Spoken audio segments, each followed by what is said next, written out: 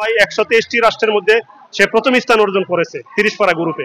এইবার লিবিয়াতে বিশ্ব কোরআন প্রতিযোগিতায় সে 3য় স্থান অর্জন করেছে। সারা ওয়ার্ল্ডের মধ্যে আমার ছেলে কোরআনের ময়দানে বিশ্ব কোরআন প্রতিযোগিতায় 3য় হয়েছে, প্রথম হয়েছে। এর চেয়ে সুখের খবর আমার কাছে মনে হয় আর কিছু হতে পারে না। আমরা খুবই আনন্দিত, খুবই গর্বিত।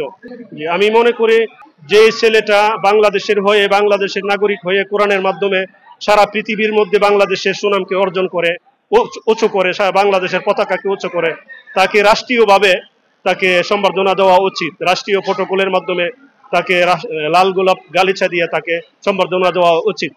ক্রিকেটের মধ্যে ছাড়া 10 জন 12 জন গিয়েও কোনো সিরিয়াল আনতে পারে না, কোনো ফাইনালেই উঠতে পারে না আজ পর্যন্ত বাংলাদেশ। তারপরও লক্ষ লক্ষ টাকা সরকার তাদের পিছিয়ে ব্যয় করে।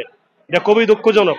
একটা ছেলে সরকারি কোনো খরচ বহন ছাড়া সে বাংলাদেশের সুনামকে এরকম ভাবে ধাপে ধাপে বারবার প্রতিনিয়ত সে উঁচু করে আসছে, বাংলাদেশের সুনামকে অর্জন করে আসছে। তারপরও সরকার তাকে কোনো প্রোটোকল দিচ্ছে না, কোনো সম্বর্ধনা দিচ্ছে না। এটা আসলে আমরা মুসলমান হয়ে আমাদের খুবই দুঃখ লাগছে।